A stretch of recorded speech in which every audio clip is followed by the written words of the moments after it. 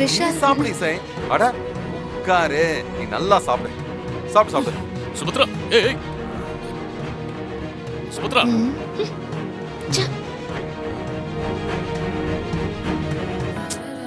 விஷால் பாரு விஷால், எல்லாரும் சாப்பிடாம அப்படியே எழுந்துட்டாங்க.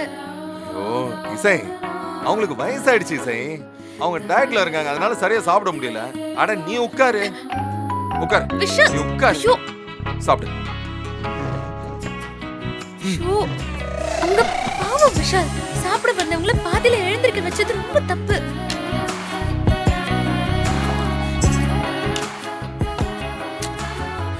அம்மாவை நீ எந்திரிச்சு போக சொன்னியா? நானும் போக சொல்லல. அப்புறம் என்ன, அவங்களா போனா நாம என்ன பண்ண முடியும்? அவங்களுக்கு எப்ப என்ன தோணுதோ அப்ப சாப்பிட்டு கிடக்கும். இது பாரு, சாப்பாடு ஆறி போனா ஒருத்தருக்கும் பிடிக்காம போயிடும். முதல்ல சாப்பிடு, அப்புறமா சாப்பாடு நல்லா இல்லைன்னு என்கிட்ட குறை சொல்லக்கூடாது. சாப்பிடு. சாப்பாடு ஆறி போனா ஒருத்தருக்குமே பிடிக்காது, கேட்டுக்கோங்க. அப்புறமா என்ன குறை சொல்லக்கூடாது. நீ அத்தைய ரொம்ப டீஸ் பண்ற விஷால். அவங்க என் அம்மா இசை, அவங்களை எப்படி என் வழி கொண்டு வரணும்னு எனக்கு தெரியும், புரியுதா? நீ சாப்பிடு. சாப்பிடு.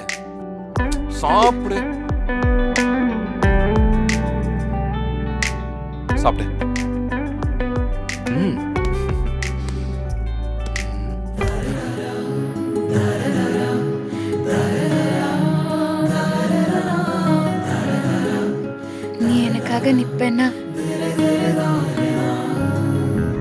எவ்வளவு பெரிய பிரச்சனையோ நான் தாங்கிக்கிறேன் விஷால்.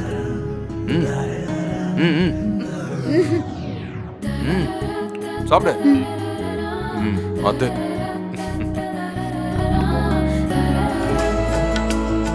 அக்கா, வீட்ல நடந்ததெல்லாம் கேள்விப்பட்டேன்க்கா.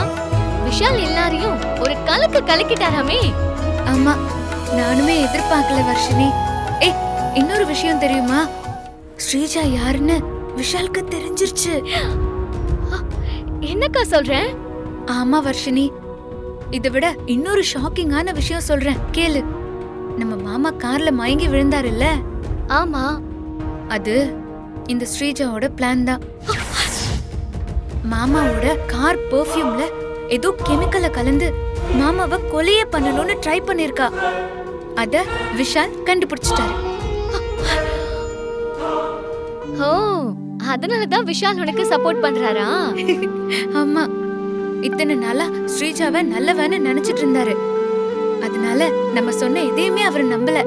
இப்போ ஸ்ரீஜாவோட உண்மையான முகம் தெரிஞ்சிருச்சுல, அதனால இதுக்கு முன்னாடி நம்ம பண்ணது எல்லாமே இந்த குடும்பத்தோட நல்லதுக்கு தான்னு அவர் புரிஞ்சுக்கிட்டாரு. அதனால ஒரு சின்ன சாஃப்ட் கார்னர் வந்திருக்கு என் மேல.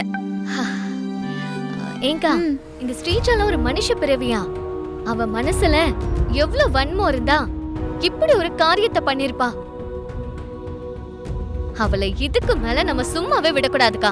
இருக்கா, அவளை நான் உண்டலன்னு பண்ணிடுறேன். வர்ஷினி, இரு, அவசரப்படாத. இந்த விஷயம் எனக்கு மட்டும்தான் தெரியும்னு சொல்லி அவ நினைச்சிட்டு இருக்கா. அவ அந்த தைரியத்துல இருக்கா. நான் எப்படியும் உன்கிட்ட சொல்லிடுவேன்னு அவளுக்கு தெரியும். ஆனா இவளோட ஒரிஜினல் கேரக்டர் விஷாலுக்கு தெரிஞ்சிருச்சு அப்படின்னு அவ கெஸ் பண்ண வாய்ப்பே இல்ல. இப்போதைக்கு அப்படியே இருக்கட்டும். சமயம் பார்த்து அவளை நாம அடிப்போம். இனி ஸ்ரீஜா எவ்வளவு நாள் இந்த வீட்ல இருப்பான்னு நானும் பாக்குறேன். அக்கா, அவ கெட்ட நேரத்தை அவளே தொடங்கி வச்சுட்டா. சரி, அதெல்லாம் இருக்கட்டும். நீ என்ன தனியா வந்திருக்க? சித்தி என்ன கூப்பிட்டாங்களா? ஐயோ, நீ சொன்ன விஷயத்துல நான் எதுக்கு வந்தேன்ற விஷயத்தையும் மறந்துட்டேன்.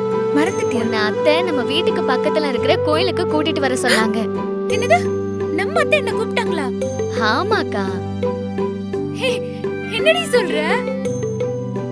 என்னதான் உங்க முகத்திலேயே பிடிக்க கூடாதுன்னு சொல்லிட்டாங்களே? அதெல்லாம் கோவத்துல சொல்றதாங்கா. உன்னை யாருக்கு தான் பிடிக்காது? நீ கிளம்புக்கா, உன்னை கோயிலுக்கு கூட்டிட்டு வர்றதா நான் சொல்லிருக்கேன். சரி, அத்தை கூப்பிட்டுருக்காங்க. சீக்கிரம் வா. வா. அத்தை அங்கதான் இருக்காங்க.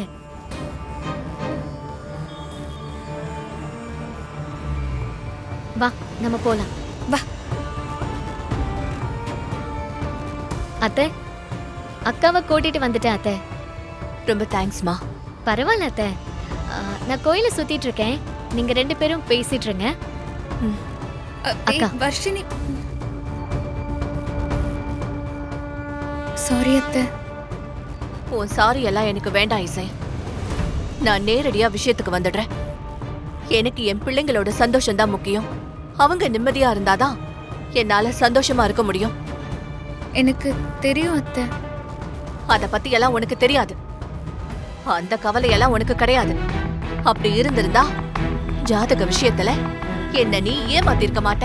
அத்தை நான் ஜாதகத்தை எந்த அளவுக்கு நம்புவேன்னு உனக்கு தெரியும்ல. தெரிஞ்சும் நீ இப்படி பண்ணிருக்கனா என்னால அதை ஏத்துக்கவே முடியல. அதுவும் என் பேச்சுக்கு மறு பேச்சு பேசாத விஷால் உனக்காக என்கிட்ட சண்டை போட்டிருக்கான். அத்தை, விஷால் உங்களை எதிர்த்து பேசிருக்க கூடாது. அது ரொம்ப தப்புதான். விஷாலுக்காக நான் சாரி கேட்டுக்கிறேன் அத்தை, ப்ளீஸ். என் பிள்ளைக்காக நீ ஒண்ணு சாரி கேட்க தேவையில்ல. எனக்கு உன்கிட்ட இருந்து ஒரு சத்தியம் வேணும். சத்தியமா? ஆமா, நானும் என் குடும்பமும் நல்லா இருக்கணும்னு நினைச்சா நீ இந்த சத்தியத்தை பண்ணிதான் ஆகணும். அத்தை, என்ன வீட்டை விட்டு போன்னு மட்டும் சொல்லிடாதீங்க. மத்தபடி நம்ம குடும்பத்துக்காக நீங்க என்ன கேட்டாலும் நான் செய்றேன் அத்தை. நீ இங்கே இரு, என்ன வேணாலும் பண்ணு. எனக்கு அத பத்தி எல்லாம் கவலையே இல்ல. ஆனா நீயும் என் பையனும் புருஷன் பொண்டாட்டியா எப்பவும் சேர்ந்து வாழவே கூடாது. எனக்கு நீ சத்தியம் பண்ணு.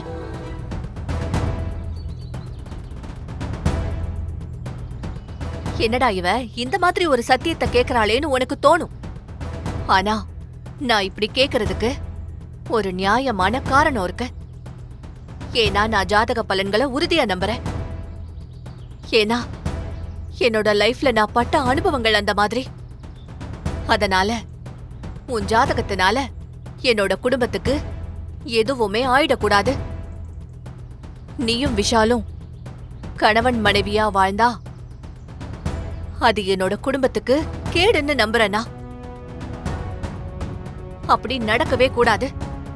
அதனால நீயும் விஷாலும் புருஷன் பொண்டாட்டியா வாழவே கூடாது. சத்தியம் பண்ணு.